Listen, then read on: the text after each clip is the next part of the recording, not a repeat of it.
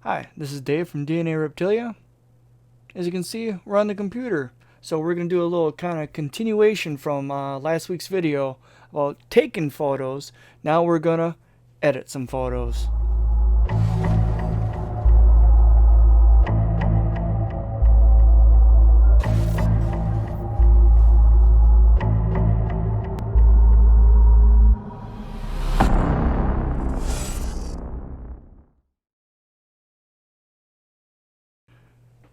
Alright, ladies and gentlemen, this week I'm going to do a little photoshopping.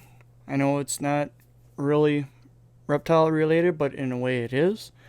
My feeling, better you can make your photos look, the more appealing it will look to your potential buyer online. Granted, yes, all animals look best in person, but it is our job as sellers to try to represent that animal as best as possible while we're showing pictures of it online. So what we are going to do is we are going to take this photo right here. This is the JPEG directly right out of the camera. This is like the preview on the back of the camera. This is a photo that we took last week in the video. I do believe it was actually in the video somewhere. I was doing kind of a top-down angle of it. Let's see, there's when I turned it vertically. But we're going to take this one that's horizontally, and we're going to take this image, not the actual JPEG of it though. We're going to go in and find the raw file, which is 104. Here are the images here. Here is, yeah, we'll compare 3104, 3104, yes. We are going to open that up in Photoshop. Well, we'll just go like this, and when I double click on it, you notice it kind of opened up in Photoshop. You can see Photoshop back there. But this is the raw viewer for Photoshop. It's the raw editing. It's a raw file editing part of Photoshop. You can bounce back and forth. You can open this image up in Photoshop. There's a button where you can't see it because my head's in the way. Let's that one. Okay, you can see the button right here. Here, there it is. Now it lit up. You can see the button right there to actually open up the image into Photoshop directly. Now I have a setting up here in presets that I call Snakebox Preset. I'm not going to cheat and use that. We're going to go right from scratch. We're going to go, first off, we're going to crop it. There's this tool right here, the crop tool.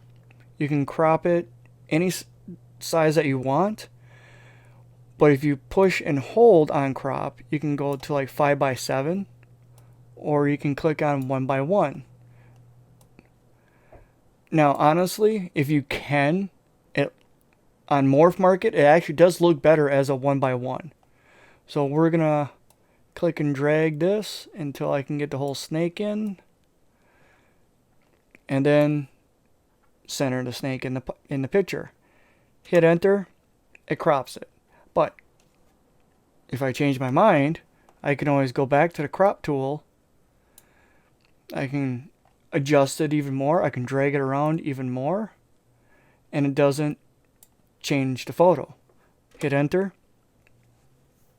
I mean, I can keep on going back and forth. That's the advantage with RAW.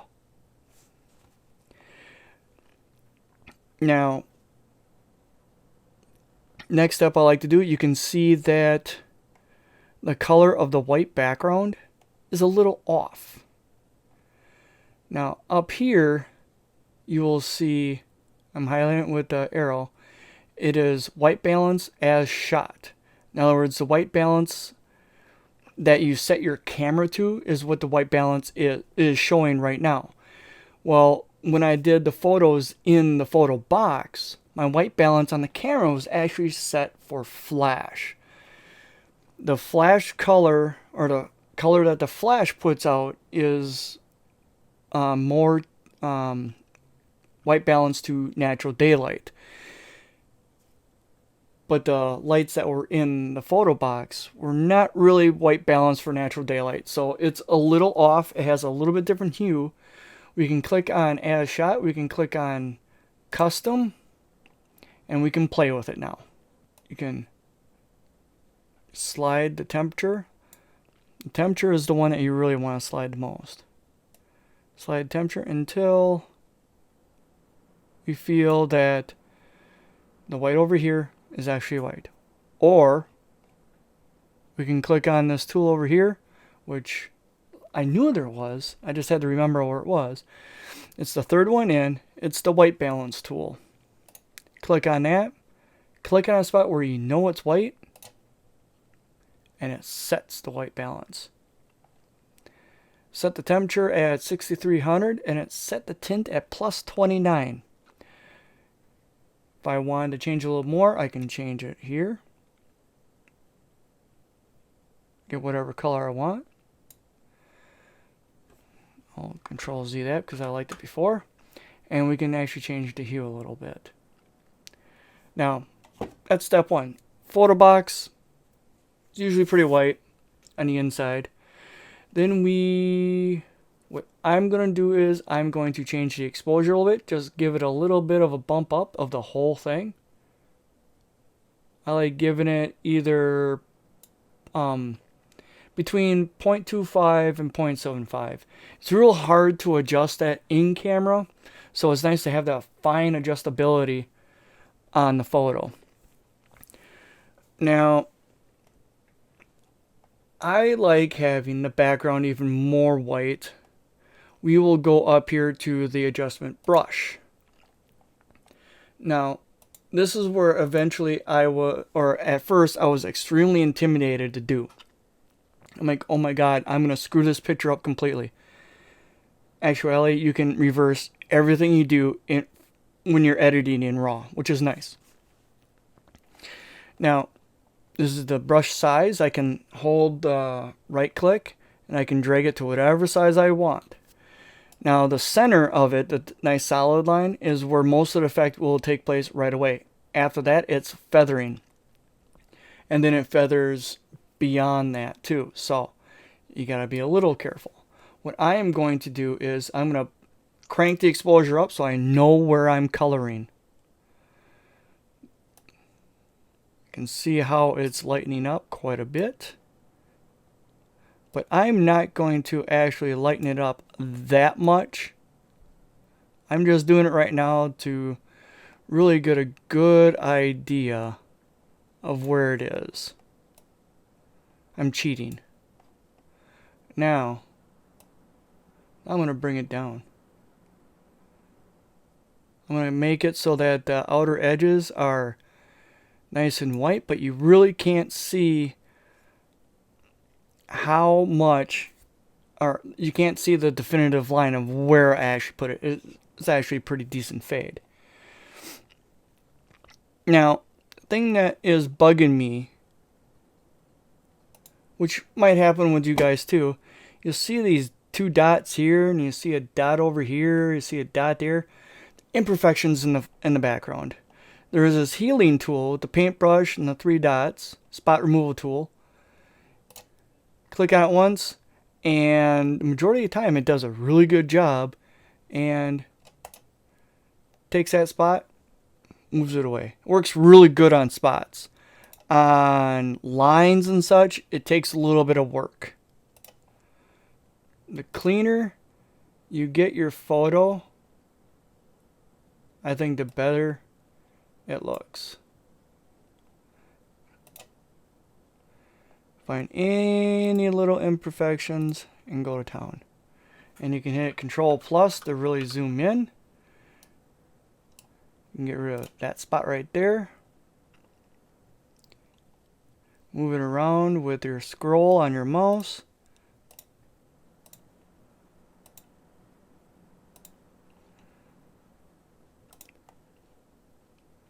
And sometimes, if you're like me, you have a little bit of dirty screen sometimes. You gotta really move it around in order to really find some things that, yes, you can draw a line and it moves it.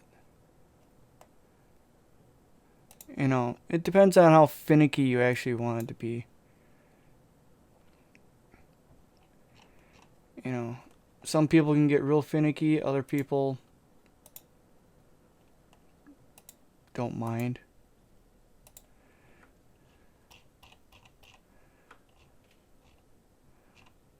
Me, I think if you put a little bit more time into what you're doing, it shows.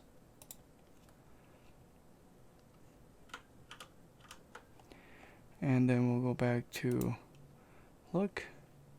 Now, I can add, if I want it to be even brighter white on the corners, I can go back to adjustment tool. See, here's the pin for the first one that I did, and I'm going to do a new one now, and I'm just going to do a little bit more in the corners, make it a little bit brighter. Now I want to zoom on a little bit more so I can paint in the corner a little bit better.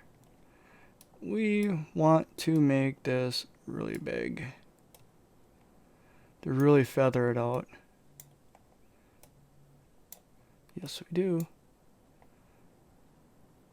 Put a little pop there, little pop there, little pop there.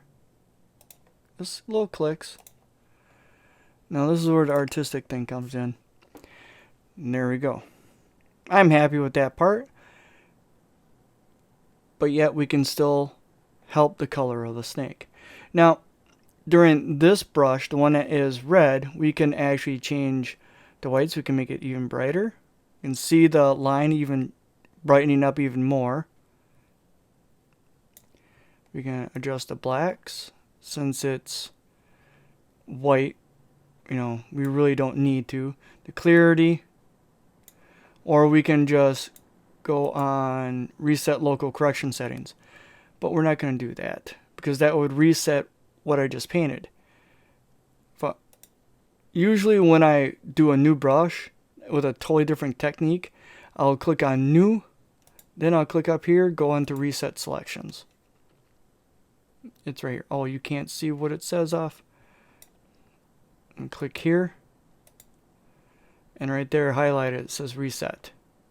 Usually click that when I want to do a new brush.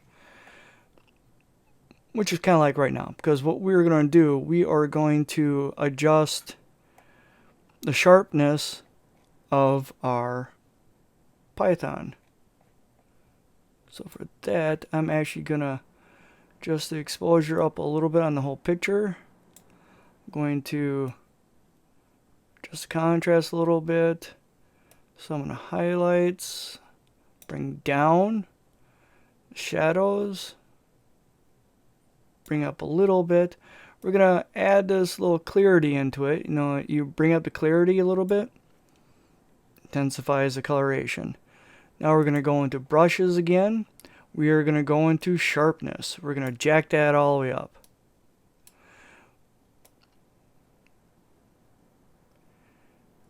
We're going to just... Sharpness doesn't do a whole lot on a Python.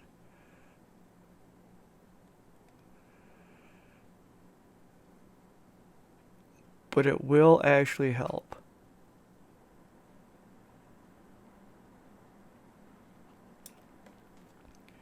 There's sharpness. We can bring some more clarity into it.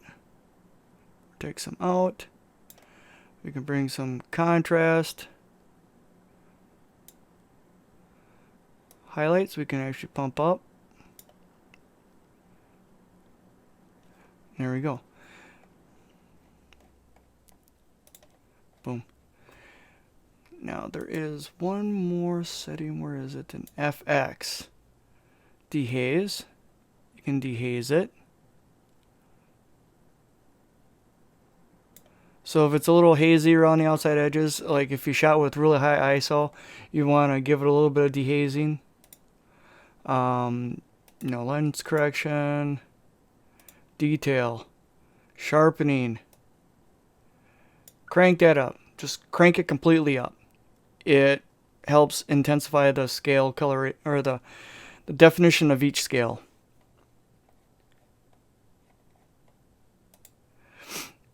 Now, I forgot to do something. I forgot to show you. Okay, I have presets.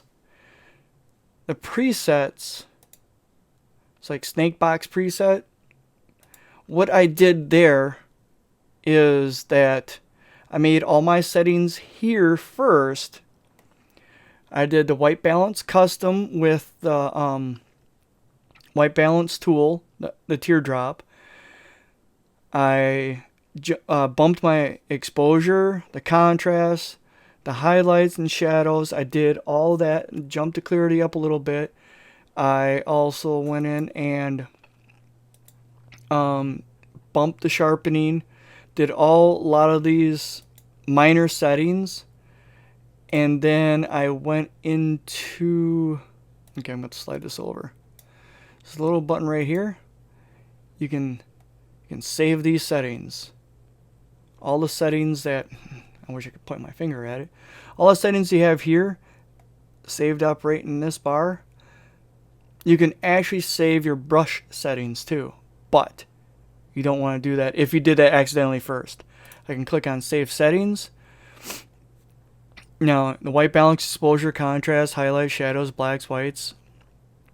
Now the curve, all the settings, split toning, transform, process, version, grain, post. Don't want to do post crop vignetting. Actually, I don't think it's going to do the brushes. We'll save that. We can save it as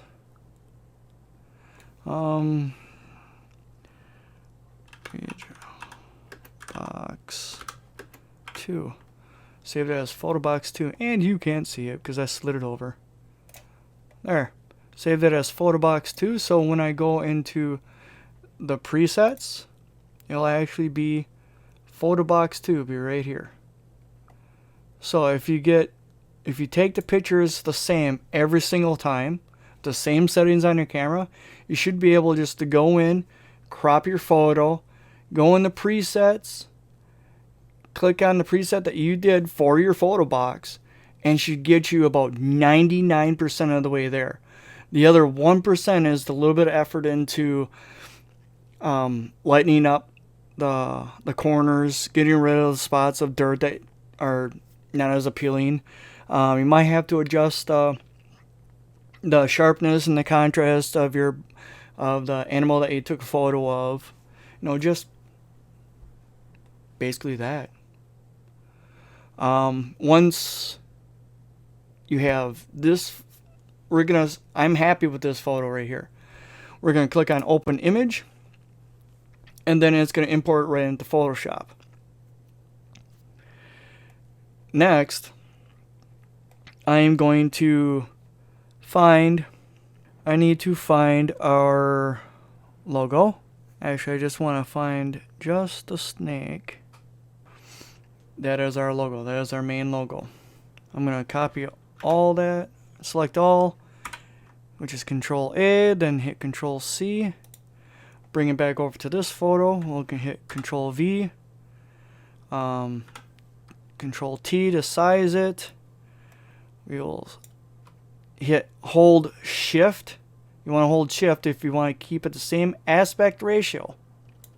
If I hold Shift and drag this, it'll stay the same size. Doesn't matter where the mouse is, but as long as I'm holding Shift, I'm good. Hold it over the middle. You may think, Dave, you're putting that over it. Well, I gotta hit Enter, and it gives me a different layer. You can see a layer right here. Click on Occupancy. Boom, bring it down to 49%. Boom, watermark done. Quick and simple. As long as you have your logo with a transparent background, which you should at least get one of those. On Morph Market, my suggestion is to put your logo directly on the animal. That way, if you have a real high dollar animal that you don't want your image to be stolen, you really don't. Drop in a watermark directly on the animal or in a spot to where it cannot really be cropped out. It's ideal. So next from there, we will just save it as a JPEG. Quick and easy is Control Shift Alt S. Thinking. Now it brings it there. You're thinking, oh, I can't see that.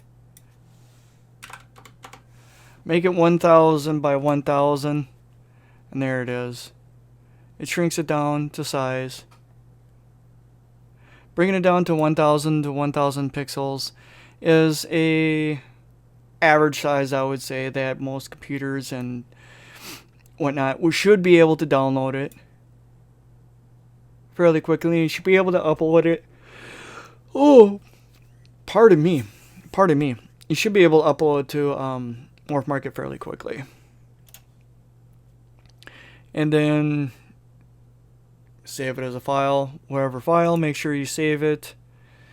DNA reptilia, snake pics, for sale.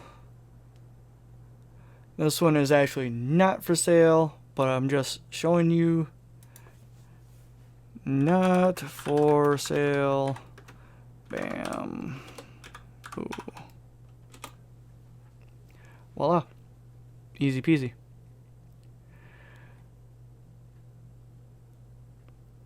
Make your say. You put your. You go up to Morph Market. You fill in the right categories and so forth like that to put your ball python up on Morph Market. You have a good photo with a good watermark, and I wish you guys luck. Our Morph Market, we are on the free Morph Market page right now, and we're not shipping because of cold weather, and we didn't create that many high dollar snakes, so our Morph Market is not filled, I would say. You know, we only have 3 ball pythons and a couple other geckos on our Morph Market page. So as this season starts happening, we might actually increase our Morph Market to the next step. But we will see, because I do believe we're going to be more showgoers than shipping across the nation. So,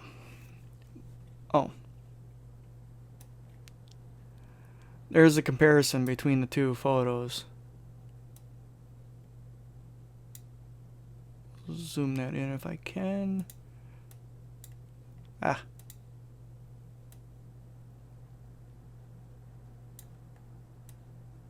No! Oh, dearie. That's way too zoomed in. There. Now you can see the two differences back to back. Now you see why on the last video that I actually did edited and unedited, you know, on the pictures when I showed them on the screen, because there's a difference. There is a difference. And the one on the left is actually more of a better representation of the animal, how it actually looks. Alright, this is Dave from DNA Reptilia. Until our next video, like this video. If you don't like this video, hit the thumbs down twice. Hit that bell so you can get notified when we post our videos next. But until the next video, we'll see you then.